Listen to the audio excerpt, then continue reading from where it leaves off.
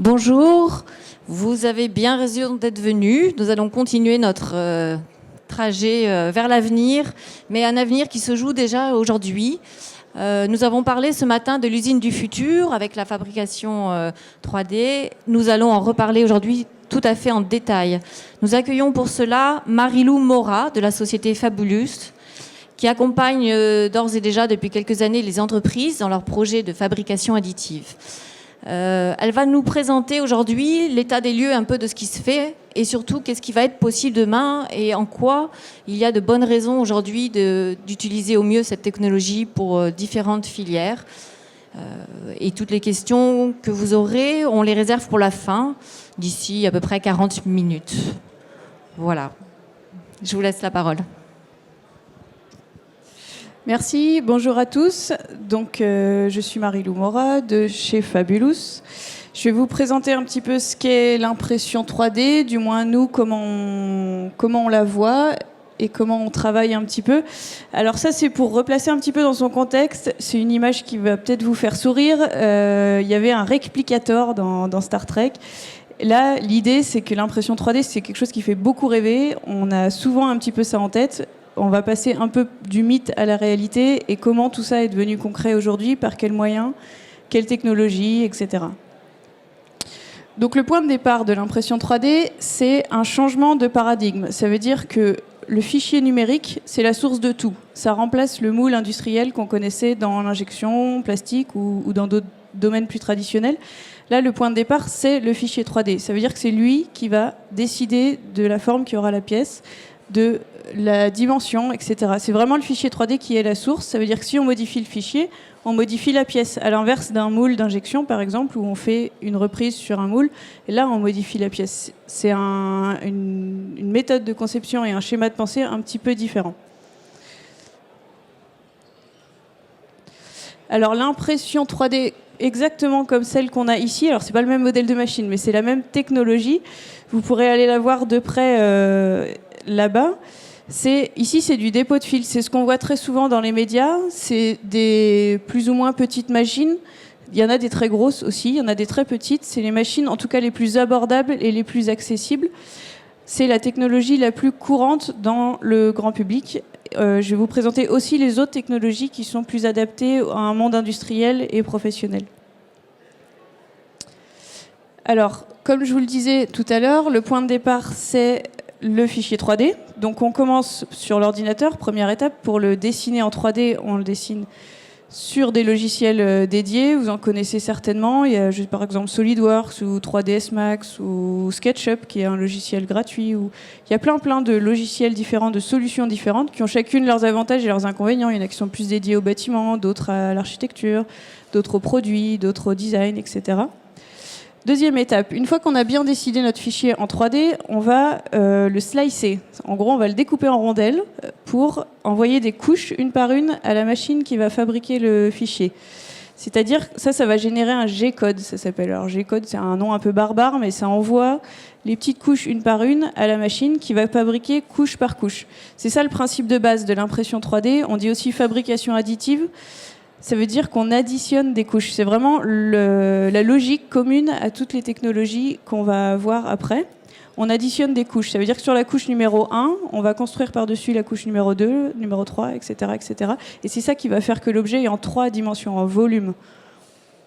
La couche en elle-même, elle est en 2D. C'est comme un dessin. C'est simplement l'accumulation des couches qui fait le volume. Alors, un petit peu plus en détail, je ne sais pas si vous voyez très bien, c'est la même technologie donc, que je parlais, celle qui est dans la machine blanche ici. On est sur du dépôt de fil. Alors, c'est-à-dire qu'il y a une bobine de fil tout en haut, ça passe dans une buse d'extrusion, grosso modo, qui vient faire fondre la matière et qui vient déposer une première couche sur un plateau de travail. Ensuite, une seconde couche, etc., etc. Donc là, on est sur une matière plastique qui est fusionnée. Donc, quand ça refroidit, ça redevient solide. C'est grâce à cette technologie-là où on voit apparaître des choses dans l'alimentaire, dans le sucre, dans le chocolat, dans des choses comme ça, parce que ça a les mêmes propriétés. On chauffe, ça devient liquide, on refroidit, ça redevient solide. Donc on peut réadapter cette techno-là avec à peu près n'importe quelle matière qui est à l'état liquide quand elle est chaude et à l'état solide quand elle est froide. Ça, c'est assez simple mécaniquement. Ensuite, seconde technologie qui s'appelle donc le frittage de poudre. Alors là, on est un petit cran au-dessus en termes de complexité et aussi en termes de tarifs de machines. Donc là, c'est un petit peu différent. C'est un laser qui vient faire fusionner des grains de poudre. C'est-à-dire que la matière première, cette fois-ci, c'est pas une bobine comme tout à l'heure, mais c'est une poudre qui ressemble grosso modo à de la farine, qui est très souvent une poudre de polyamide. Polyamide, c'est un plastique très courant qu'on connaît tous, c'est le nylon. C'est le même plastique. Donc ce laser, il vient faire fondre les petits grains de poudre les uns à côté des autres, et c'est ça qui fait que la matière se fusionne et qu'on arrive à des pièces en volume. On peut faire ça avec des polymères, mais aussi avec des métaux. C'est ce qu'on verra un peu plus tard. Dans les métaux, il y a plein de solutions. L'idée de départ est la même, c'est un laser qui vient friter de la poudre. Donc là, on est sur une deuxième famille de technologies. Troisième grande famille de technologies, la stéréolithographie. Historiquement, c'est la plus ancienne. C'est par ici que les premiers brevets ont été déposés, en France et aux États-Unis. Là, on a toujours un laser, sauf qu'on ne vient pas friter de la poudre, mais on vient polymériser de la résine photosensible. C'est-à-dire que c'est une résine un peu particulière qui est très sensible aux UV, et là, ce laser, il vient la faire changer d'état, il vient la faire passer de l'état liquide à l'état solide. C'est ce qui permet de fabriquer la pièce. Ensuite, technologie suivante. Alors là, on est sur des technologies propriétaires qui sont développées par des marques et qui sont un peu moins répandues. Celle-ci a en tout cas le gros avantage de pouvoir imprimer en multicolore, ce qui n'était pas le cas des technos qu'on vient de voir auparavant. C'est la technologie qui est utilisée où on voit souvent des petites figurines, des mini-moi en 3D, où on voit le visage, les habits des gens. C'est fait avec ces machines-là. Ça permet de faire de la couleur. La matière, c'est une matière minérale qui est assez similaire à du plâtre. Je vous disais qu'il y a beaucoup de matériaux, beaucoup de machines. Là, c'est un aperçu très très rapide que je vous ai fait avec les technos principales. Mais dans ces technos-là, il y a encore plein de variantes en fonction des constructeurs de machines, des tailles de machines, des sortes de lasers, etc. Là, c'est vraiment un aperçu.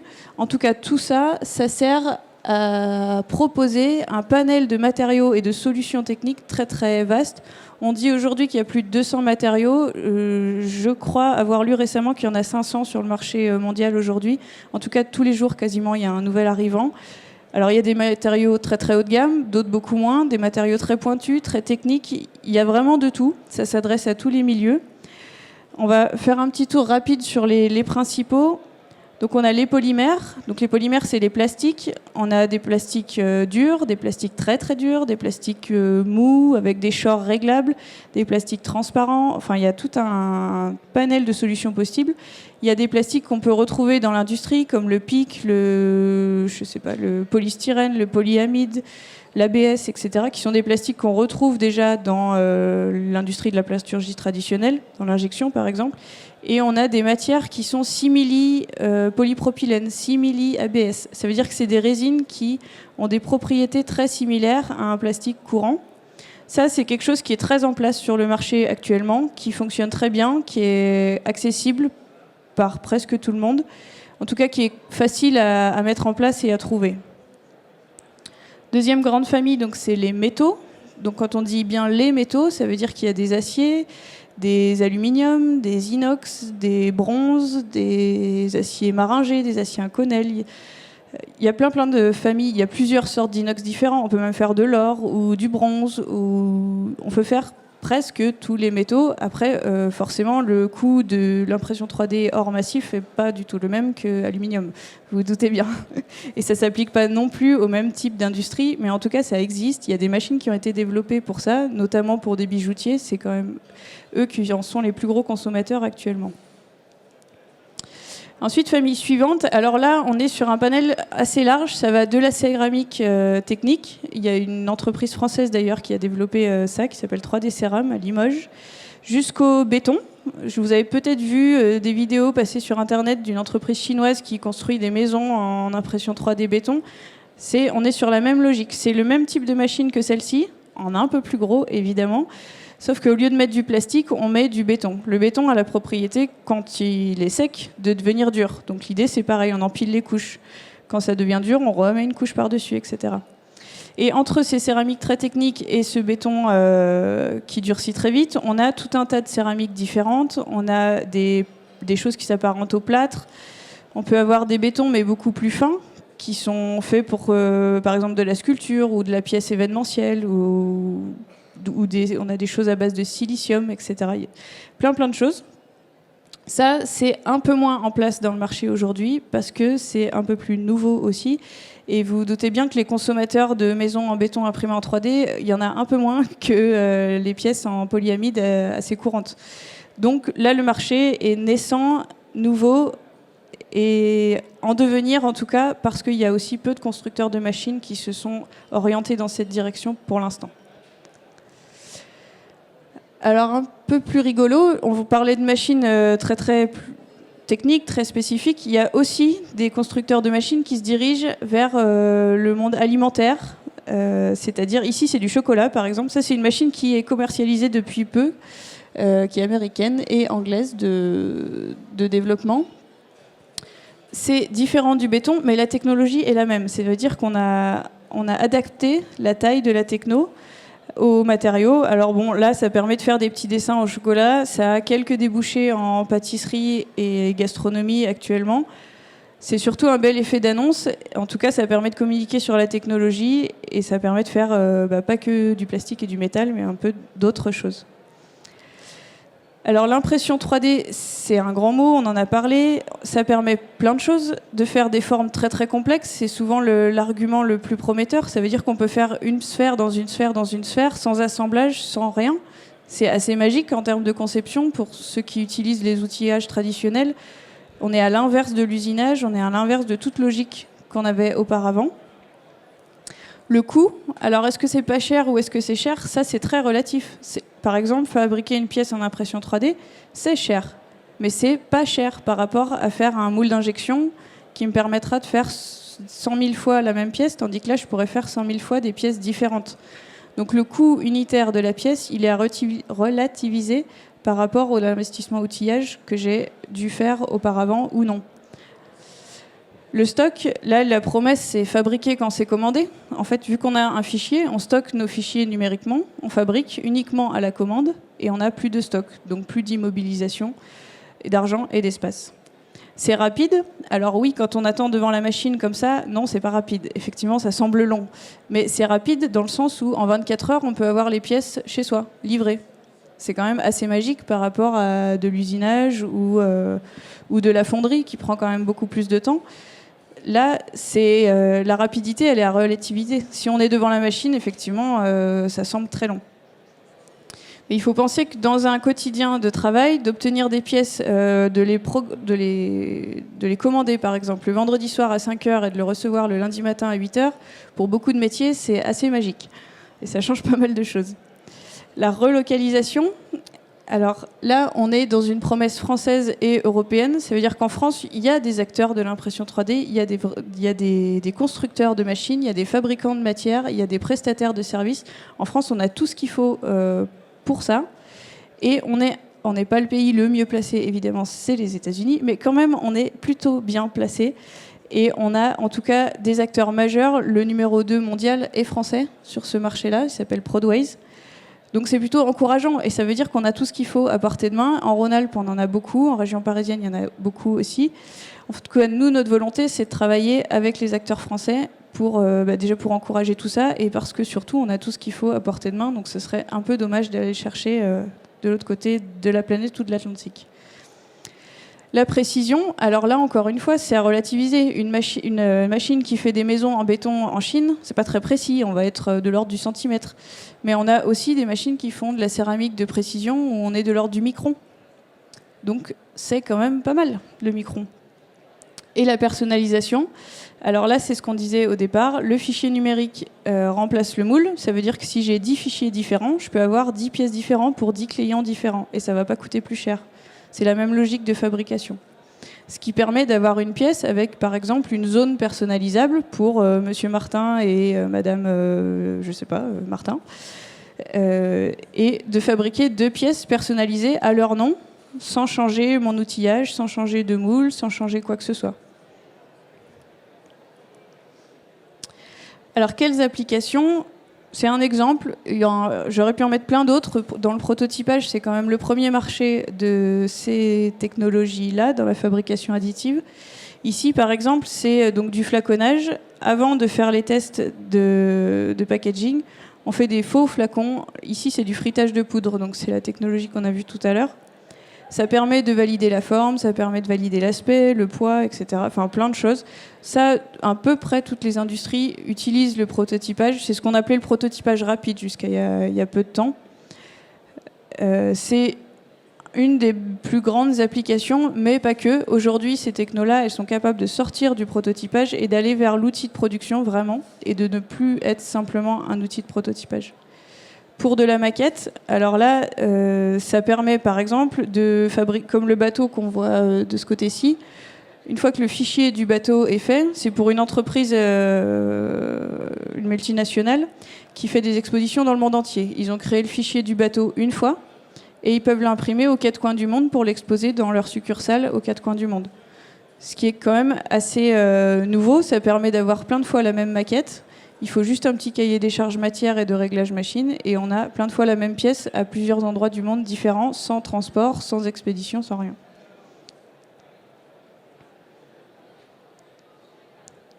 Alors l'emballage, c'est pas le secteur qui consomme le plus de fabrication additive, mais en tout cas c'est un secteur qui s'en sert dans un sens différent de tous les autres. C'est-à-dire qu'au lieu de créer un carton sur mesure, ici on a scanné la pièce et fait des découpes de carton. Donc on empile les couches de carton, c'est en ce sens-là qu'on parle de fabrication additive, pour être vraiment sur mesure avec une pièce. Bon, évidemment, on ne fait pas ça avec toutes les pièces, il faut quelque chose de précieux, ou du moins très fragile. Ça permet d'être vraiment au plus proche de la géométrie de la pièce à expédier. Pour les PLV, alors ici c'est Lancôme.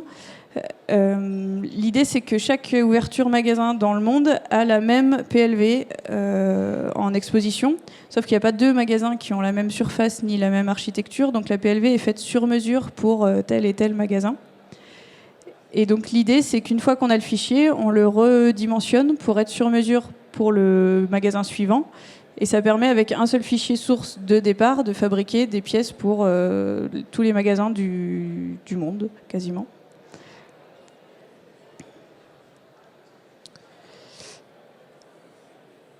Alors, c'est une petite présentation de la réalisation de cette PLV qu'on vient de voir. Donc, le fichier, comme on disait au départ, qui est la source de la pièce. Et ensuite, l'impression 3D. Alors, c'est assez rapide. Bon, là, il n'y a que 2 pièces dans la machine, mais en théorie, il y en a quand même un peu plus.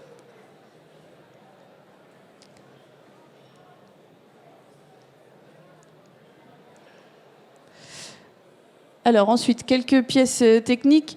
Le but du jeu aujourd'hui, c'était de vous montrer un petit peu de tout. On peut faire par exemple de la lunetterie. C'est quelque chose qui démarre beaucoup. Il y a plusieurs marques qui se sont lancées dans les lunettes en impression 3D. Donc là, la plupart du temps, la matière utilisée, c'est du polyamide parce qu'elle est, il n'y a pas de souci avec le contact cutané. Et c'est donc du frittage de poudre. Ça permet une finition assez mate et plutôt qualitative des pièces.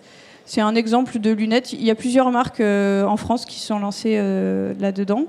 La pièce du haut, c'est une structure de drone. Donc là, on est sur une pièce qui demande des contraintes mécaniques et de résistance au choc assez élevées. Beaucoup de légèreté aussi. Donc il y a aussi des matières chargées en fibre ou chargées en billes de verre ou chargées X solutions pour apporter ces réponses-là à un cahier des charges. Une autre pièce technique, alors là c'est uniquement la CAO, mais c'est une pièce qui a été faite en fusion métal en titane pour être stérilisée ensuite. Et la dernière pièce, c'est un exemple de forme complexe. Alors ça, par exemple, je ne sais pas s'il y en a qui connaissent l'usinage ici, ce serait très très compliqué à usiner. C'est un exemple de pièce facile à faire en impression 3D et compliqué à faire dans une technologie traditionnelle. Ça a cet avantage-là. C'est pas forcément pertinent pour toutes les pièces, mais en tout cas pour des pièces qui prennent beaucoup de temps et beaucoup d'heures d'usinage, ça a cet avantage-là. Alors, dernière chose, c'est les objets connectés. On en parle beaucoup en ce moment. Ça marche souvent de pair avec l'impression 3D, dans le sens où c'est des objets qui se développent rapidement, où il y a beaucoup d'itérations, on attend les retours clients rapidement. Et l'impression 3D, ça permet ça. Ça permet de modifier le fichier en quelques minutes et de refabriquer une pièce en quelques heures pour pouvoir se réadapter à l'objet. Et il se trouve que l'objet connecté marche bien en ce moment, et en tout cas se développe bien en parallèle avec cette technologie d'impression 3D, qui permet de faire des capotages, qui permet de faire des supports, etc., assez rapidement et sur mesure. Alors on va arriver à demain. Demain, qu'est-ce que sera l'impression 3D ? Elle sera certainement encore plus présente qu'elle ne l'est aujourd'hui. Une des pistes les plus probantes, c'est le recyclage. On va avoir les mêmes problématiques que le monde de la plasturgie ont actuellement. C'est-à-dire toutes ces matières qu'on fabrique, qu'est-ce qu'on en fait demain ? Ok, il y a des plastiques courants comme le polyamide, etc., l'ABS, qui ont déjà des circuits de recyclage, mais aussi il y a plein de matières un peu exotiques, des résines qu'on appelle simili ABS. Alors c'est pas vraiment de l'ABS, donc ça se recycle pas comme de l'ABS. Alors qu'est-ce qu'on va en faire de toutes ces matières-là ? C'est une question qui se pose. Il y a quelques constructeurs qui commencent à initier un petit peu les choses. En tout cas, on est au début de la réflexion pour ces matériaux-là un peu atypiques.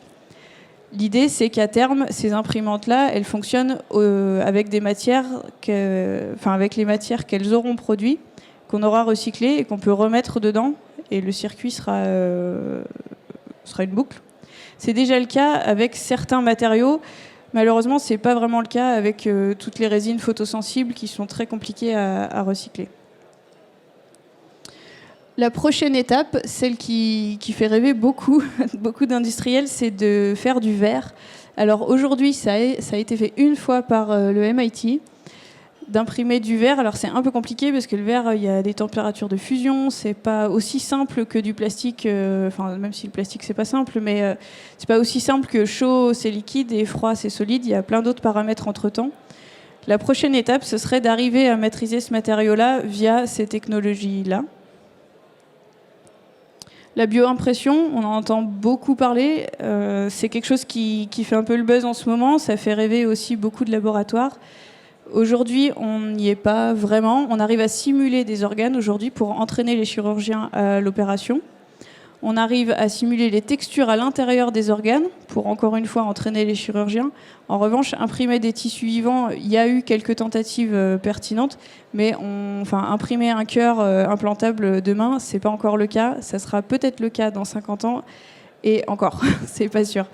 C'est quelque chose qui, en tout cas, qui fait beaucoup rêver, où les gens ont envie d'y aller, mais c'est pas encore vraiment aussi simple qu'on aurait envie de l'imaginer. C'est-à-dire, on imprime un foie parce que mon foie est malade. On n'en est pas là. Le siècle prochain, peut-être. Et l'impression 4D, alors vous en avez peut-être un petit peu entendu parler déjà. 4D, alors ça veut dire quoi 4D ? Donc déjà 3D, on a 3 dimensions. 3 dimensions, hauteur, largeur, profondeur. Et 4D, ça veut dire qu'on rajoute une dimension. Alors laquelle ? Ça dépend des fois. Souvent c'est le temps, ça peut être le mouvement, ça peut être la taille, un matériau qui gonfle ou qui rétrécit. Ici, c'est par exemple le mouvement. Donc la petite tige qu'on voit au départ a des sortes d'articulations, mais déjà intégrées dans la matière, et qui finit par former un volume. Alors là, c'est pareil, on est au tout départ. Il y a eu quelques expériences concluantes en laboratoire. C'est pas encore quelque chose qui est accessible aujourd'hui, mais c'est une piste pour demain.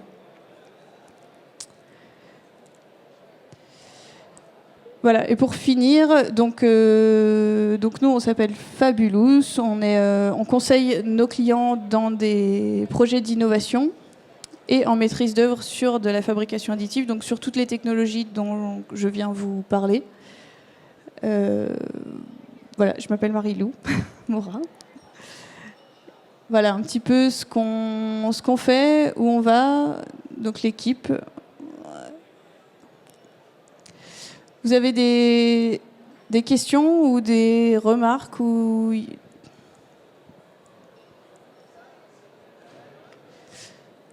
Non, ou des choses avec lesquelles qui vous interrogent ou pas ou...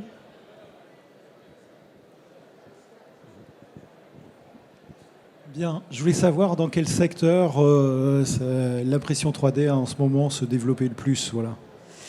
Alors aujourd'hui, les deux plus gros consommateurs mondiaux de fabrication additive, c'est le domaine de l'aéronautique, aérospatiale, et du médical.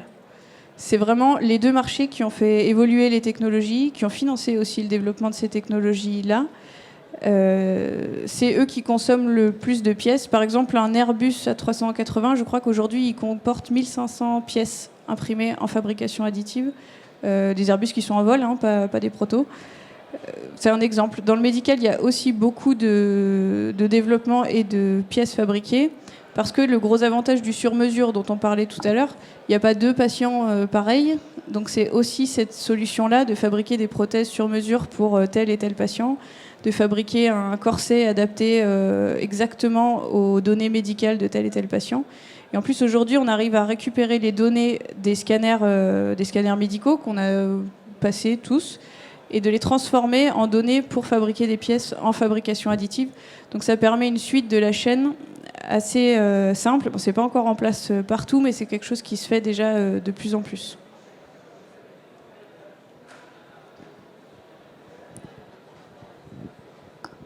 Bonjour. Bonjour. Pour le médical, est-ce que c'est par exemple des mains ou vous pensez à des choses comme ça? Alors oui, on peut faire des... Alors il y a les prothèses et les orthèses. Prothèse, c'est donc ce qu'on implante. Ça veut dire qu'on peut faire un morceau d'os, par exemple, pour une reconstruction osseuse, sur mesure à votre poignet, par exemple. Et on peut aussi faire, alors c'est peut-être ce que vous avez vu dans les médias régulièrement, on voit un peu des mains robotisées là, en couleur, en plastique. Ça se fait aussi beaucoup. C'est quelque chose qui s'est beaucoup développé avec les Fab Labs. D'ailleurs, c'est souvent sur des machines de ce type-là que c'est fabriqué. Ça permet de retrouver une mobilité primaire sur un membre qui manque. C'est quelque chose qui existe aujourd'hui. Et en plus, il y a un autre phénomène qui s'appelle l'open source. Ça veut dire que les pièces pour fabriquer cette petite main articulée, on les retrouve libres de droit sur Internet. Ce qui fait que tout le monde peut télécharger les pièces, les réadapter à sa main, les imprimer et avoir sa propre prothèse. Ça suppose quand même d'avoir 2-3 compétences de bricolage et un peu de patience, mais dans l'idée, c'est quelque chose qui est accessible à tout le monde. Et imprimer des petites pièces comme ça sur une machine de ce type-là, j'ai des collègues sur le salon qui vous répondront mieux que moi, mais je ne crois pas que ça coûte très très cher. Eh bien, j'allais poser une deuxième question, c'était pour la maintenance. Enfin, quand ça se casse, comment on fait? Cette petite main qu'on aurait fabriquée? Ouais, enfin, tout ce que vous faites quand ça se casse. Alors, ça dépend. Ça dépend de quel type de pièce c'est, ça dépend de comment ça a été fabriqué, ça dépend du contrat, ça dépend de plein de paramètres. Mais quand ça se casse, soit on réimprime la pièce une seconde fois, soit imaginons une autre solution, que ce soit une vieille pièce qui se soit cassée sur, je sais pas, une voiture de collection par exemple, et que cette pièce-là, on n'arrive plus à la trouver parce qu'il n'y a plus de vendeurs. On pourrait aussi faire le schéma inverse, c'est-à-dire scanner la pièce, donc récupérer les données de volume de la pièce, la reconstruire numériquement, la réparer sur l'ordinateur et l'imprimer pour remplacer cette pièce-là. C'est aussi une des applications de l'impression 3D. Je ne vous ai pas tout présenté, il y a plein d'applications, c'est vraiment les principales. Mais c'est aussi une des solutions. Il y a beaucoup de domaines, notamment les voitures de collection, c'est pour ça que je disais ça, où on n'arrive plus à acheter des pièces parce que le constructeur est trop ancien, parce qu'il n'y a plus de revendeurs, etc. Donc c'est aussi une des applications possibles.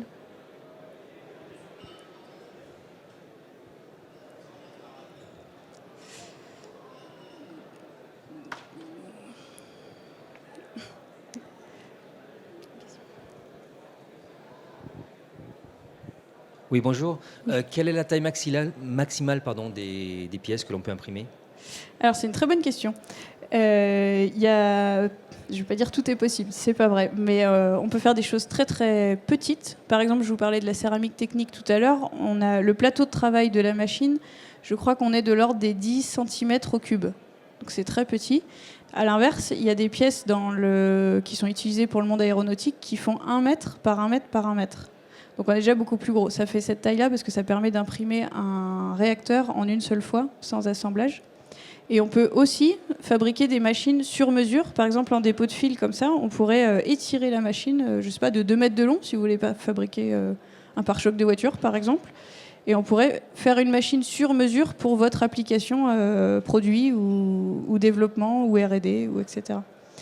Donc la réponse, c'est on peut faire du très petit et du très grand. On peut faire des maisons, on parlait des maisons tout à l'heure. Là, on est dans le très très grand. Ça dépend de plusieurs paramètres, de la matière, de la machine, du budget, évidemment, c'est souvent le cas, et de l'application qu'on en a. Si on veut développer une machine pour fabriquer ses propres produits, il faut que ça ait un intérêt, sinon on achète une machine déjà existante sur le marché.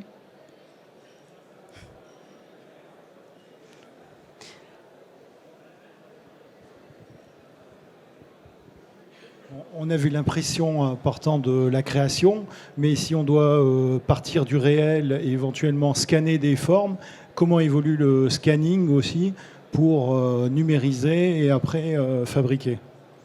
Alors le scan, il s'est beaucoup développé. Alors déjà, on parle aussi des scanners comme les impressions 3D parce qu'il y a plusieurs solutions de scanners. Mais ça, c'est une technologie qui s'est beaucoup développée en parallèle de l'impression 3D parce que ça va forcément de pair, un peu comme les objets connectés vont aussi de pair. Il y a plusieurs solutions. Il y a des scans très très simples qui récupèrent uniquement des données couleurs et images. Il y a des scans très très précis qui vont arriver à récupérer des textures, par exemple les veines du bois ou je sais pas, les détails de la peau. Il y a plusieurs types de scanners. Et encore une fois, c'est comme les imprimantes 3D. Il y a des tarifs très très larges et des solutions techniques très très diverses. Par exemple, en muséographie, ou dans les musées, muséologie, je ne sais plus, ils ont des scanners très très précis qui arrivent à récupérer toutes les données de peinture. On voit limite les poils du pinceau, etc. On est sur des technologies qui sont plus ou moins pertinentes. Ça dépend de l'application qu'on en a.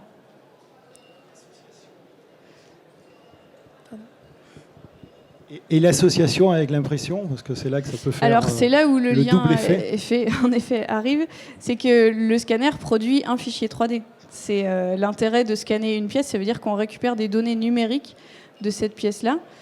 Et donc ces données numériques, une fois qu'on les a optimisées, réparées, remis à la taille qu'on voulait, etc., on peut les imprimer en 3D. Donc c'est là que le lien se fait, c'est le fichier numérique qui est le point de convergence des deux technologies.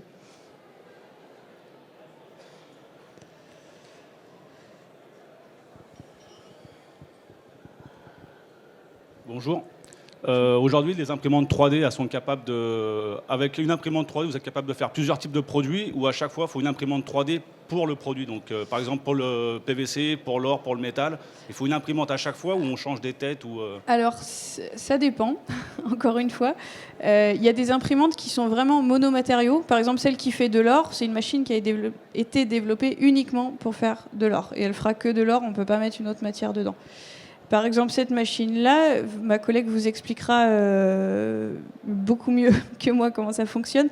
Il y a une cartouche derrière qui est une bobine. On pourrait changer la bobine, donc on peut changer et la couleur, mais la matière aussi. Il y a des machines qui sont faites pour accepter plusieurs sortes de matériaux et d'autres qui ont été développées pour une application matériaux unique. Donc ça dépend vraiment des constructeurs et encore une fois, de l'application que vous en avez.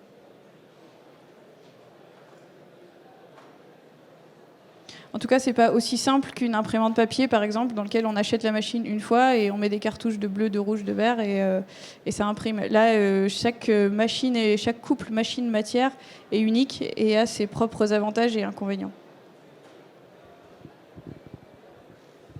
Bonjour, alors je suis arrivé un petit peu en retard, mais je ne sais pas si vous avez parlé du nouveau format d'impression 3D, ce qu'on appelle le 3MF. Est-ce que vous avez évoqué le pourquoi, enfin vous en avez parlé, si oui, le pourquoi de ce nouveau format? Alors, j'ai pas du tout parlé des formats de fichiers. C'est un grand sujet, en effet, dans la profession et dans le monde du numérique, d'ailleurs, tout entier. En tout cas, pour nous, au quotidien, de ce qu'on voit avec nos clients, le standard le plus évident, c'est le format STL, encore. Ce nouveau format, on le voit peu et c'est en devenir. Et c'est un vaste sujet aussi, les formats de fichiers. Il y a beaucoup de problèmes de constructeurs de machines qui ont, eux, développé leur propre format, ou les constructeurs de logiciels, enfin les éditeurs de logiciels. C'est un monde très complexe.